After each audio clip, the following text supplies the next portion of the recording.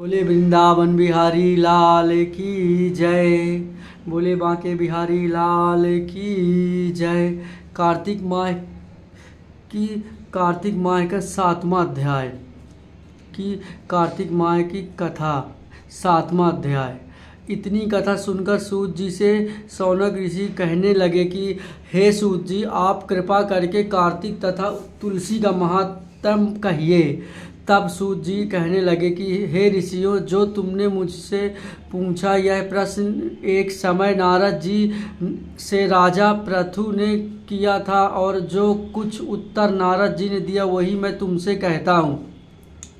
एक समय राजा पृथु नारद जी से पूछने लगे कि नारद जी, भगवान को तुलसी क्यों इतनी अधिक प्रिय है, आप इसका महात्म्य कहिए। तब नारद जी कहने लगे कि हे, एक समय राजा इंद्र बहुत से देवताओं और अप्सराओं सहित महादेव जी के दर्शन को गए। सो जब कैलाश में पहुँचे तब एक बड़े भारी आकार वाले और भयंकर नेत्रों वाले पुरुष को देखकर इंद्र ने पूछा कि तू कौन है और शिव कहाँ है। जब कई बार पूछने पर भी उसने कोई उत्तर नहीं दिया तो इंद्र ने क्रोध में आकर अपना वज्र उसके कंठ पर मारा, जिससे उसका कंठ नीला हो गया, परंतु इंद्र का वज्र भी भस्म हो गया। फिर उसकी आंख से ऐसी प्रचंड अग्नि निकली मानो इंद्र सहित सारे संसार को भस्म कर देगी।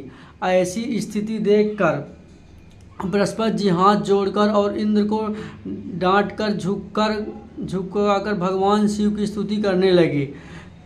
हे देव त्रिपुरासुर तथा आकासुर का नाश करने वाले, यज्ञ का फल देने वाले त्रिपुरारी, आपको नमस्कार है।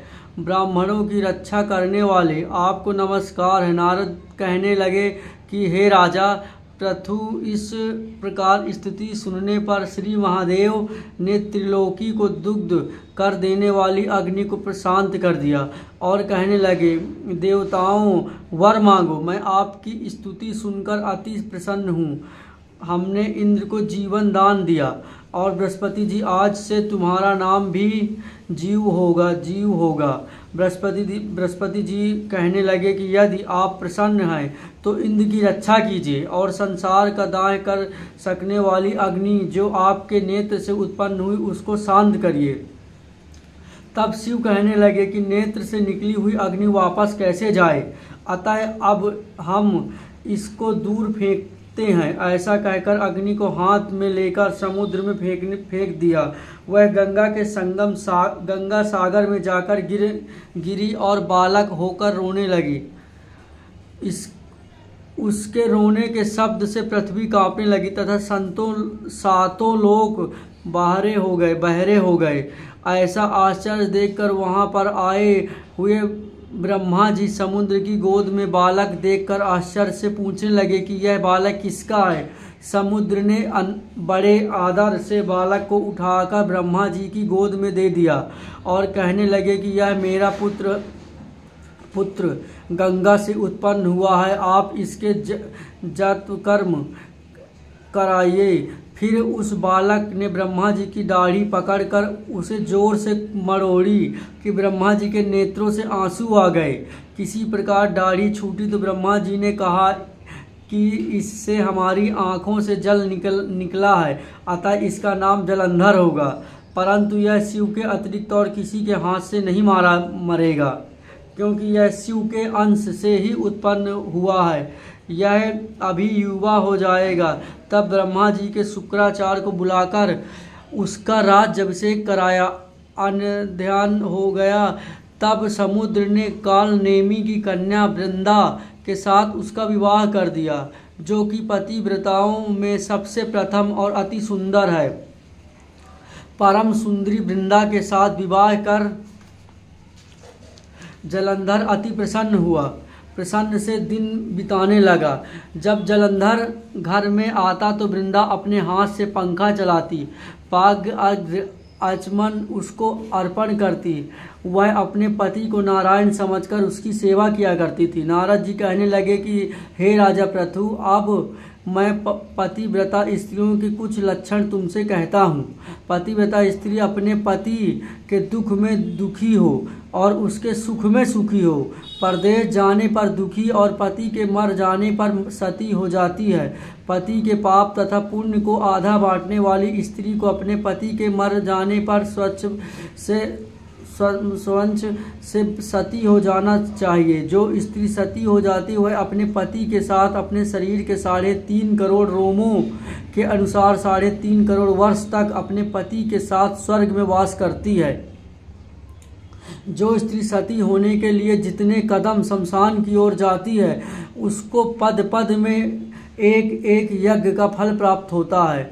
वह अपने माता पिता तथा पति तीनों लोगों के पवित्र कर देती है। जैसे सपेरा सांप को बिल के बाहर निकाल लेता है वैसे ही वह अपने पति को नरक से बाहर निकाल लेती है। अतः पतिव्रता स्त्रियों को अपने मृतक पति के साथ सती होना उनका परम धर्म है।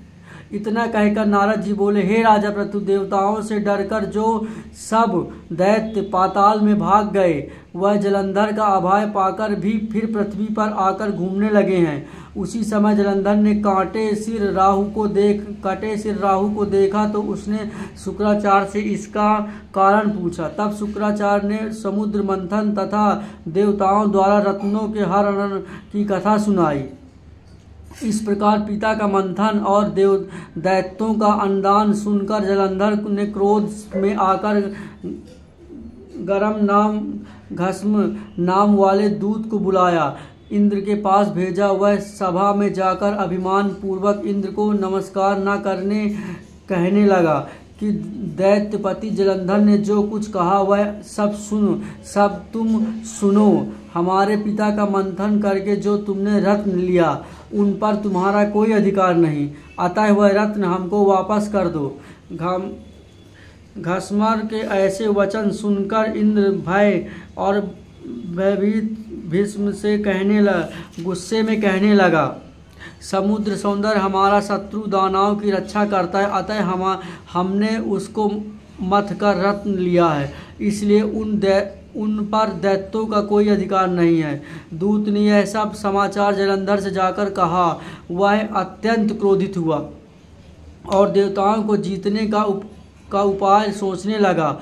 उसने सब दिशाओं तथा पातालों में अपने दूत भेजकर सब दैत्यों को बुलाया और शुंभ तथा निशुंभ को अपना सेनापति बनाकर स्वर्ग के नंदन वन में जाकर इंद्र की अमरवती पूरी को घेर लिया। तब देवता भी युद्ध के लिए बाहर निकल कर आए और अनेक प्रकार के शस्त्रों से देवताओं तथा दैत्यों का युद्ध होने लगा। वह सब एक दूसरे को मार मार कर गिराने लगे। सब तरफ रुद्रियाँ बहने लगी, चारों तरफ खून धाराएं बहने लगी। मरकर गिरे हुए घोड़ों और हाथियों से पृथ्वी भर गई। इधर युद्ध में मारे गए दैत्यों का शुक्राचार्य अपनी संजीवनी विद्या से जीवित कर देते थे। इधर बृहस्पतिवार द्रोणाचार्य की दिव्य औषधि द्वारा देवताओं को जीवित करने लगे। इधर जब देवताओं के जीवित होने की वृत्तांत दैत्यों ने शुक्राचार्य से जाकर कहा कि ये तो देवता जो मर रहे हैं उन्हें तो बृहस्पति देव जिंदा कर देते हैं, तो जलंधर दैत्य ने अपने अनुचारों की द्रोणाचल पर्वत को समुद्र में फेंक देने का आदेश दिया। तब दैत्यों ने द्रोणाचल पर्वत को उठाकर समुद्र में फेंक दिया और फिर आकर संग्राम करने लगे। जब देवताओं को जीवित करने के लिए औषधि लेने बृहस्पति जी गए तो दिव्य पर्वत द्रोणाचल को न देखा और देवताओं का दैत्यों के द्वारा निरंतर संहार होते देखकर वह घबराकर कहने लगे कि हे देवताओं, शीघ्र ही यहाँ से भागो। यह दैत्य शंकर के अंश से उत्पन्न हुआ है, अतः वह अब तुमसे नहीं मरेगा। गुरु जी की यह बात सुनकर देवता भय से कांपने लगे और इधर उधर दसों दिशाओं को भागने लगे। और जलंधर दैत्य ने जीत के नगारे बजाते हुए देवों की अमरवती नगरी में प्रवेश किया। सब देवता भय के मारे सुमेरु पर्वत की कंदराओं में जाकर छिप गए। सब देवों के भाग जाने पर जलंधर ने इंद्र की पूरी अमरावती शुंभ निशुंभ के अधिकार में सौंपकर स्वयं देवताओं का पीछा करने के लिए सुमेरु पर्वत की ओर गया। इंद्र सब देवताओं जलंधर को फिर आता हुआ देखकर भगवान विष्णु की स्तुति करने लगे। बोले, हे मत्स्य कच्छ आदि अनेक रूप, हे मत्स्य कच्छ आदि अनेकों रूप धारण करने वाले, भक्तों के दुखों का नाश करने वाले, सारी सृष्टि का पालन तथा संहार करने वाले, शंख चक्र गदा और पद्म को धारण करने वाले आपको नमस्कार है। लक्ष्मीपति दैत्यों का नाश करने वाले, पीताम्बरधारी शरणागतों की रक्षा आपको नमस्कार है। जलंधर दैत्य से दुखित देवताओं के सनातन को हरने वाले, सूर्य और चंद्रमा दो नेत्रों वाले आपको नमस्कार है। नारद कहने लगे कि हे राजा पृथु, जो कोई भगवान की इस संकट नाशक स्तुति को पढ़ता है उसके संकट नाश को प्राप्त हो जाते हैं।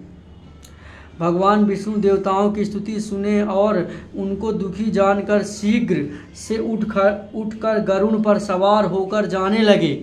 तो लक्ष्मी जी ने पूछा कि हे भगवान, आप कहाँ जा रहे हो? तब उन्होंने उत्तर दिया कि तुम्हारे भाई जलंधर से पीड़ित देवताओं की सहायता के नियमित जा रहा हूँ। तब लक्ष्मी जी कहने लगी कि भगवान, मैं आपकी परम प्रिय हूँ, तब आप मेरे भाई को कैसे मारेंगे? तब भगवान ने कहा कि किस शिव शंकर से उत्पन्न और ब्रह्मा के वचन से हम जलंधर के कदापि नहीं मारेंगे। ऐसा कहकर शंख चक्र और खड़क लेकर जलंधर के साथ युद्ध करने के लिए चल दिए। जिस समय भगवान युद्ध करने के लिए गए तो वह बहुत से दैत्य गरुड़ के पंखों के वेग से ही मारे गए। पवन से पीड़ित दैत्यों को देखकर जलंधर को अत्यंत क्रोध आया और वह भी विष्णु के सम्मुख युद्ध को आया। उस समय भगवान विष्णु और जलंधर दैत्य का महाघोर युद्ध हुआ। आकाश मेघों की तरह बाणों से ढक गया। तब भगवान ने जलंधर के ध्वज, छत्र, घोड़े और धनुष सब अपने बाणों से काट डाले। जलंधर ने भी गरुड़ के मस्तक पर गदा मारी, जिससे गरुड़ को मूर्छित कर दिया। भगवान ने उसकी गदा को अपनी तलवार से काट दिया। फिर दोनों का मल्ल युद्ध हुआ। जलंधर ने भगवान की छाती में मुक्का मारा। उस समय भगवान और जलंधर के इस घोर युद्ध को देखकर सारा संसार भयभीत हो गया, कांपने लगा यानी कि। तब विष्णु भगवान ने कहा कि हे दैत्यराज, तुम्हारा और हमारा युद्ध ठीक नहीं, क्योंकि तुम लक्ष्मी के भाई हो। तब जलंधर ने कहा, यदि आप प्रसन्न हो तो मुझको यही वरदान दें कि लक्ष्मी जी तथा अपने गणों सहित आप मेरे घर में वास करो। एवं मस्तु ऐसा ही होगा। तब भगवान नारायण ने कहा, तथास्तु, ऐसा ही होगा कहकर भगवान लक्ष्मी जी सहित जलंधर नगर में चले गए। तब जलंधर देवताओं के स्थान पर सब दैत्यों को नियुक्त करके जलंधर नगर में निवास करने लगा और देवता, गंधर्व, किन्नर, यक्ष आदि के पास जो भी रत्न थे वह सब अपने अधिकार में करके निशुंभ और शासन करने के लिए पाताल में भेज दिए गए। वहां से उसने शेषवदी नागों को वश में कर लिया। इस प्रकार जलंधर देव, यक्ष, किन्नर, गंधर्व और मनुष्य सब पर को अपनी प्रजा बनाकर पुत्र समान तथा धर्म की नीति से उनका पालन करते हुए त्रिलोकी का राज्य भोगने लगा। नारद जी बोले, हे राजा पृथु, एक समय भगवान के दर्शन करने तथा जलंधर की राज्य लक्ष्मी देखने के लिए हम भी वहां गए।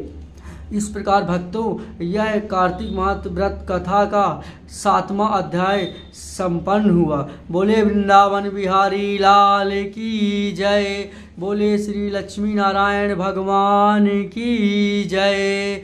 जय जय श्री राधे। तो आप सभी भक्तों को अगर यह कथा कार्तिक माह की अच्छी लगे तो वीडियो को शेयर करें और ज़्यादा से ज़्यादा कमेंट में लिखिए जय श्री नारायण, जय श्री लक्ष्मी नारायण, जय जय श्री राधे।